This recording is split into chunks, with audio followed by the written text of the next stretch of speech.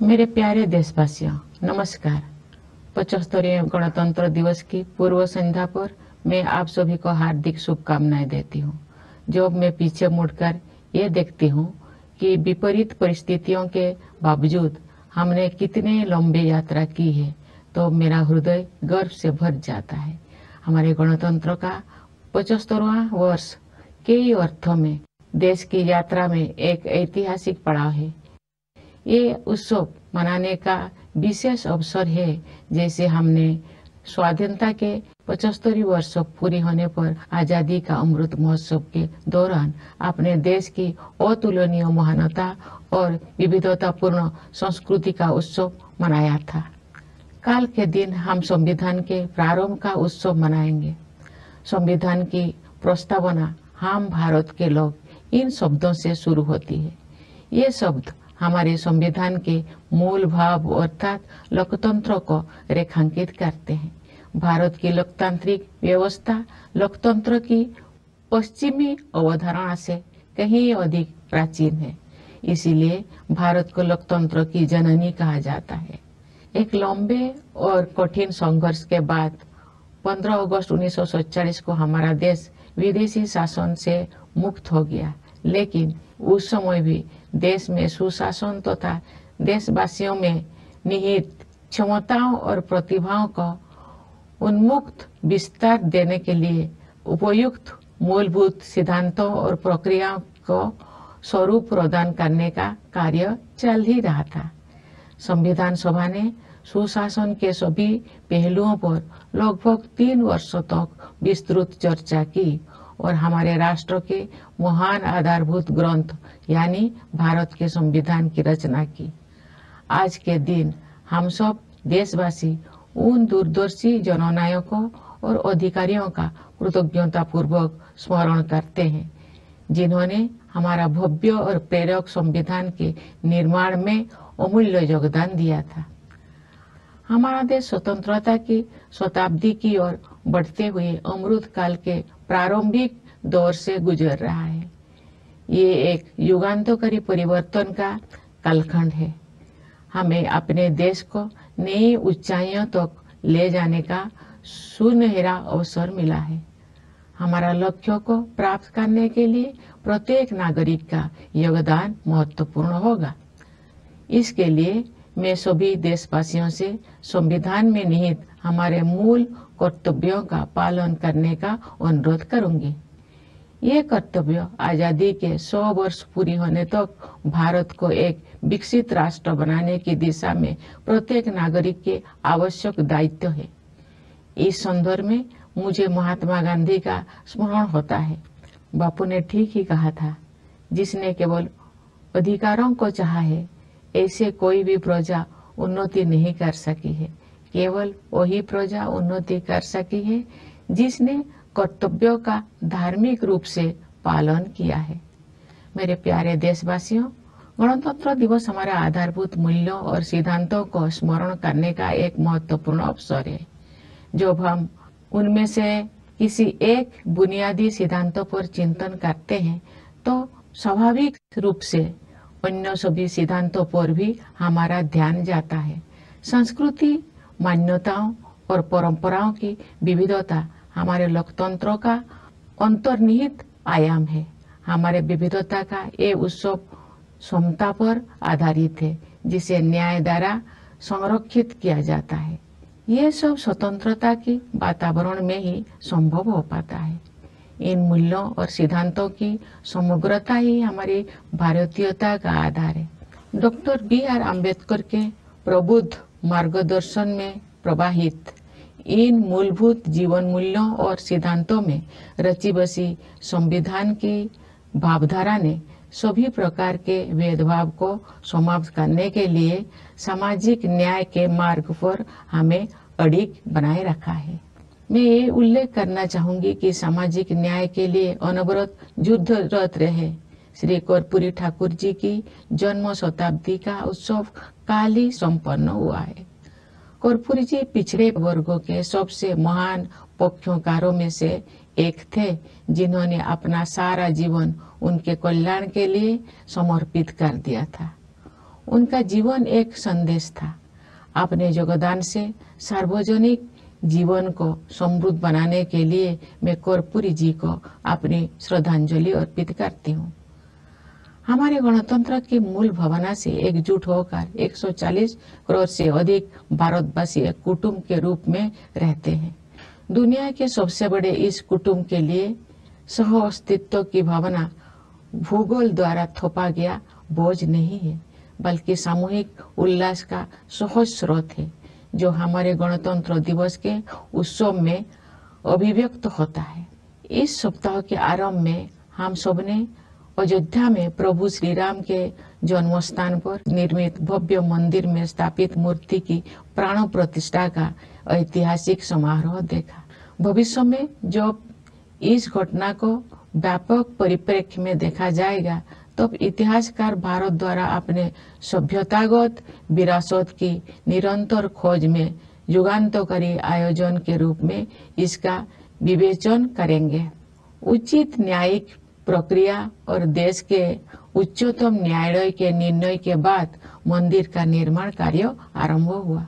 अब ये एक भव्य संरचना के रूप में शोभायमान है। ये मंदिर न केवल जन जन की आस्था को व्यक्त करता है, बल्कि न्यायिक प्रक्रिया में हमारे देशवासियों की अगाध आस्था का प्रमाण भी है। प्यारे देशवासियों, हमारे राष्ट्रीय त्योहार ऐसे महत्वपूर्ण अवसर होते हैं जब हम अतीत पर भी दृष्टिपात करते हैं और भविष्य की ओर भी देखते हैं। पिछले गणतंत्र दिवस के बाद के एक वर्ष पर नजर डाले तो हमें बहुत प्रसन्नता होती है। भारत की अध्यक्षता में दिल्ली में G20 शिखर सम्मेलन का सफल आयोजन एक अभूतपूर्व उपलब्धि थी। G20 से जुड़े आयोजनों में जन सामान्यों की भागीदारी विशेष रूप से उल्लेखनीय है। इन आयोजनों में विचारों और सुझावों का प्रभाव ऊपर से नीचे की ओर नहीं, बल्कि नीचे से ऊपर की ओर था। उस भव्य आयोजन से ये सीख भी मिली है कि सामान्य नागरिकों को भी ऐसे गहन तथा अंतर्राष्ट्रीय महत्व के मुद्दे में भागीदार बनाया जा सकता है, जिसका प्रभाव अंततः उनके अपने भविष्य पर पड़ता है। G20 शिखर सम्मेलन के माध्यम से ग्लोबल साउथ की आवाज के रूप में भारत के अभ्युदय को भी बढ़ावा मिला, जिससे अंतर्राष्ट्रीय संवाद की प्रक्रिया में एक आवश्यक तत्व का समावेश हुआ। जब संसद ने ऐतिहासिक महिला आरक्षण विधेयक पारित किया, तो हमारा देश स्त्री पुरुष समानता के आदर्शों की ओर आगे बढ़ा। मेरा मानना है कि नारी शक्ति बंधन अधिनियम महिला सशक्तिकरण का एक क्रांतिकारी माध्यम सिद्ध होगा। इससे हमारे शासन की प्रक्रियाओं को बेहतर बनाने में भी बहुत सहायता मिलेगी। जब सामूहिक महत्व के मुद्दों पर महिलाओं की भागीदारी बढ़ेगी, तब हमारी प्रशासनिक प्राथमिकताओं का जनता की आवश्यकताओं के साथ बेहतर सामंजस्य बनेगा। इसी अवधि में भारत चंद्रमा के दक्षिणी ध्रुव के क्षेत्र पर उतरने वाला पहले देश बना। चंद्रयान 3 के बाद इसरो ने एक सौर मिशन भी शुरू किया। हाल ही में आदित्य L1 के सफलतापूर्वक हेलो ऑर्बिट में स्थापित किया गया है। भारत ने अपने पहले एक्सरे पोलरीमीटर सैटेलाइट, जिसे एक्सपोसेट कहा जाता है, के प्रक्षेपण के साथ नए साल की शुरुआत की है। ये सैटेलाइट अंतरिक्ष के ब्लैक होल जैसे रहस्यों का अध्ययन करेगा। वर्ष 2024 के दौरान अन्य कोई अंतरिक्ष अभियानों की योजना बनाए गए है। ये प्रसन्नता के विषय है कि भारत की अंतरिक्ष यात्रा में अनेक नई उपलब्धियां हासिल की जाने वाले हैं। हमारे प्रथम मानव अंतरिक्ष उड़ान कार्यक्रम गगनयान मिशन की तैयारी सुचारू रूप से आगे बढ़ रही है। हमें अपने वैज्ञानिकों और प्रौद्योगिकी विशेषज्ञों पर सदैव गर्व रहा है, लेकिन अब ये पहले से कहीं अधिक ऊंचे लक्ष्य तय कर रहे हैं और उनके अनुरूप परिणाम भी हासिल कर रहे हैं। भारत के आंतरिक कार्यक्रम का उद्देश्य संपूर्ण मानवता के कल्याण के लिए विज्ञान और प्रौद्योगिकी की भूमिका को और अधिक विस्तार तथा गहराई प्रदान करना है। इसरो के कार्यक्रम के प्रति देशवासियों में जो उत्साह दिखाई देता है, उससे नई आशाओं का संचार हो रहा है। अंतरिक्ष विज्ञान के क्षेत्र में नई उपलब्धियों ने युवा पीढ़ी की कल्पना शक्ति को नई पंख दिए हैं। मुझे विश्वास है कि हमारे बच्चों और युवाओं में बड़े पैमाने पर विज्ञान के प्रति रुझान बढ़ेगा तथा उनमें वैज्ञानिक दृष्टिकोण विकसित होगा। अंतरिक्ष विज्ञान की इन उपलब्धियों से युवाओं, विशेषकर युवा महिलाओं को ये प्रेरणा मिलेगी कि वे विज्ञान और प्रौद्योगिकी को अपना कार्य क्षेत्र बनाएं। मेरे प्यारे देशवासियों, आज का भारत आत्मविश्वास के साथ आगे बढ़ रहा है। सुदृढ़ और स्वस्थ अर्थव्यवस्था इस आत्मविश्वास का कारण भी है और परिणाम भी। हाल के वर्षों में सकल घरेलू उत्पाद की हमारी वृद्धि दर प्रमुख अर्थव्यवस्थाओं में सबसे अधिक रही है। ठोस आकलन के आधार पर हमें पूरा विश्वास है कि ये असाधारण प्रदर्शन वर्ष 2024 और उसके बाद भी जारी रहेगा। ये बात मुझे विशेष रूप से उल्लेखनीय लगती है कि जिस दूरगामी योजना दृष्टि से अर्थव्यवस्था को गति प्राप्त हुई है, उसी के तहत विकास को हर दृष्टि से समावेशी बनाने के लिए सुविचारित जन कल्याण अभियानों को भी बढ़ावा दिया गया है। महामारी के दिनों में समाज के कमजोर वर्गों को मुफ्त खाद्यान्न उपलब्ध कराने के लिए लागू योजनाओं का दायरा सरकार ने बढ़ा दिया था। बाद में कमजोर वर्गों की आबादी को संकट से उबरने में सहायता प्रदान करने हेतु इन कल्याणकारी योजनाओं को जारी रखा गया। इस पहल को और अधिक विस्तार देते हुए सरकार ने 81 करोड़ से अधिक लोगों को अगले 5 साल तक मुफ्त खाद्यान्न उपलब्ध कराने का निर्णय लिया है। संभवतः इतिहास में ये अपनी तरह का सबसे बड़ा जन कल्याण कार्यक्रम है।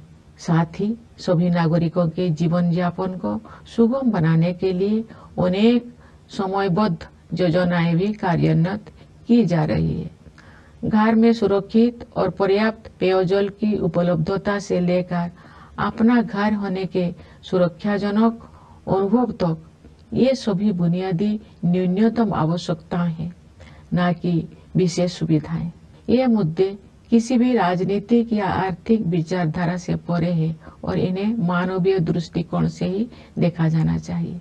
सरकार ने केवल जन कल्याण योजनाओं का विस्तार और संवर्धन ही नहीं किया है, अपितु जन कल्याण की अवधारणा को भी नया अर्थ प्रदान किया है। हम सभी उस दिन गर्व का अनुभव करेंगे जब भारत ऐसे कुछ देशों में शामिल हो जाएगा जहां शायद ही कोई बेघर हो। समावेशी कल्याण की इसी सोच के साथ राष्ट्रीय शिक्षा नीति में डिजिटल विभाजन को पाटने और वंचित वर्गों के विद्यार्थियों के हित में समानता पर आधारित शिक्षा व्यवस्था के निर्माण को समुचित प्राथमिकता दी जा रही है। आयुष्मान भारत योजना के विस्तारित सुरक्षा कवच के तहत सभी लाभार्थियों को शामिल करने का लक्ष्य है। इस संरक्षण से गरीब और कमजोर वर्गों के लोगों में एक बहुत बड़ा विश्वास जगा है। हमारे खिलाड़ियों ने अंतर्राष्ट्रीय मंचों पर भारत का मान बढ़ाया है। पिछले साल आयोजित एशियाई खेलों में हमने 107 पदकों के नए कीर्तिमान के साथ इतिहास रचा और एशियाई पैरा खेलों में हमने 111 पदक जीते। ये अत्यंत प्रसन्नता की बात है कि महिलाएं हमारी पदक तालिका में बहुत प्रभावशाली योगदान दे रही है। हमारे श्रेष्ठ खिलाड़ियों की सफलता से बच्चों को विभिन्न खेलों में भाग लेने के लिए प्रेरणा मिली है, जिससे उनका आत्मविश्वास बहुत बढ़ा है। मुझे विश्वास है कि नई आत्मविश्वास से भरपूर हमारे खिलाड़ी आगामी पेरिस ओलंपिक में और भी अच्छा प्रदर्शन करेंगे। प्यारे देशवासियों, हाल के दौर में विश्व में अनेक स्थलों पर लड़ाइयाँ हो रही है और दुनिया के बहुत से हिस्से हिंसा से पीड़ित है। जब दो परस्पर विरोधी पक्षों में से प्रत्येक मानता है कि केवल उसी की बात सही है और दूसरे की बात गलत है, तो ऐसी स्थिति में समाधान परक तर्क के आधार पर ही आगे बढ़ना चाहिए। दुर्भाग्य से तर्क के स्थान पर आपसी भय और पूर्वाग्रह ने भावावेश को बढ़ा दिया है, जिसके कारण अनवरत हिंसा हो रही है। बड़ी पैमाने पर मानवीय त्रासदियों की अनेक दुखद घटनाएं हुई है और हम सब इस मानवीय पीड़ा से अत्यंत व्यथित है। ऐसी परिस्थिति में हमें भगवान बुद्ध के सारगर्भित शब्दों का स्मरण होता है। नहीं बेरेन वेरानी समन्तिद कुदाचनम ओबेरेन च समन्ति एस धम सनंतन। इसका भावार्थ है, यहाँ कभी भी शत्रुता को शत्रुता के माध्यम से शांत नहीं किया जाता है, बल्कि अशत्रुता के माध्यम से शांत किया जाता है। यही शाश्वत नियम है। वर्धमान महावीर और सम्राट अशोक से लेकर राष्ट्रपिता महात्मा गांधी तक भारत ने सदैव एक उदाहरण प्रस्तुत किया है कि अहिंसा केवल एक आदर्श मात्र नहीं है जिसे हासिल करना कठिन है, बल्कि ये एक स्पष्ट संभावना है। यही नहीं, अपितु अनेक लोगों के लिए ये एक जीवंत यथार्थ है। हम आशा करते हैं कि संघर्ष में उलझे क्षेत्रों में उन संघर्षों को सुलझाने तथा शांति स्थापित करने के मार्ग खोज लिए जाएंगे। वैश्विक पर्यावरण संकट से उबरने में भी भारत का प्राचीन ज्ञान विश्व समुदाय का मार्गदर्शन कर सकता है। भारत को ऊर्जा के नवीकरणीय स्रोतों को बढ़ावा देने में अग्रणी योगदान देते हुए और ग्लोबल क्लाइमेट एक्शन को नेतृत्व प्रदान करते हुए देखकर मुझे बहुत प्रसन्नता होती है। भारत ने पर्यावरण के प्रति सचेत जीवन शैली अपनाने के लिए लाइव मूवमेंट शुरू किया है। हमारे देश में जलवायु परिवर्तन के मुद्दे का सामना करने में व्यक्तिगत व्यवहार परिवर्तन को प्राथमिकता दी जा रही है तथा विश्व समुदाय द्वारा इसकी सराहना की जा रही है। हर स्थान के निवासी अपनी जीवन शैली को प्रकृति के अनुरूप ढालकर अपना योगदान दे सकते हैं और उन्हें ऐसा करने ही चाहिए। इससे न केवल भावी पीढ़ियों के लिए पृथ्वी का संरक्षण करने में सहायता मिलेगी, बल्कि जीवन की गुणवत्ता भी बढ़ेगी। प्यारे देशवासियों, हमारे स्वाधीनता के 100 वर्ष पूरी होने तक की अमृत काल की अवधि के दौरान अभूतपूर्व तकनीकी परिवर्तन भी होने जा रहा है। आर्टिफिशियल इंटेलिजेंस और मशीन लर्निंग जैसी तकनीकी बदलाव असाधारण गति के साथ सुर्खियों से बाहर आकर हमारी दैनिक जीवन का अंग बन गए हैं।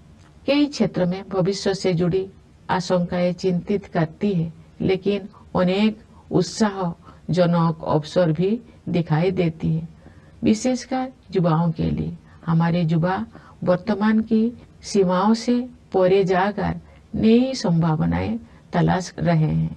उनके मार्ग से बाधाओं को दूर करने और उन्हें अपनी पूरी क्षमता का उपयोग करने की सुविधा प्रदान करने के लिए हमें हर संभव प्रयास करना है। हमारी युवा पीढ़ी चाहती है कि सभी को अवसर की समानता प्राप्त हो। वे समानता से जुड़े पुराने शब्दजाल नहीं चाहते हैं, बल्कि समानता के हमारे अमूल्य आदर्शों का यथार्थ रूप देखना चाहते हैं। वास्तव में हमारा युवाओं के आत्मविश्वास के बल पर ही भावी भारत का निर्माण हो रहा है। युवाओं के मनोमस्तिष्कों को संभालने का कार्य हमारे शिक्षकगण करते हैं, जो सही अर्थों में राष्ट्र का भविष्य बनाते हैं। मैं अपने उन किसानों और मजदूर भाई बहनों के प्रति आभार व्यक्त करती हूँ जो चुपचाप मेहनत करते हैं तथा देश के भविष्य को बेहतर बनाने में बहुत बड़ा योगदान देते हैं। गणतंत्र दिवस के पावन अवसर की पूर्व संध्या पर सभी देशवासी हमारे सशस्त्र बलों, पुलिस और अर्धसैन्य बलों का भी कृतज्ञता पूर्वक अभिनंदन करते हैं। उनकी बहादुरी और सतर्कता के बिना हम उन प्रभावशाली उपलब्धियों को प्राप्त नहीं कर सकते थे जो हमने हासिल कर ली है। अपने वाणी को विराम देने से पहले मैं न्यायपालिका और सिविल सेवाओं के सदस्यों को भी शुभकामनाएं देना चाहती हूँ। विदेशों में नियुक्त भारतीय मिशनों के अधिकारियों और प्रवासी भारतीय समुदाय के लोगों को मैं गणतंत्र दिवस की बधाई देती हूँ। आइए हम सब यथाशक्ति राष्ट्र और देशवासियों की सेवा में स्वयं को समर्पित करने का संकल्प करें। इस शुभ संकल्प को सिद्ध करने के प्रयास हेतु आप सभी को मेरी हार्दिक शुभकामनाएं। धन्यवाद। जय हिंद, जय भारत।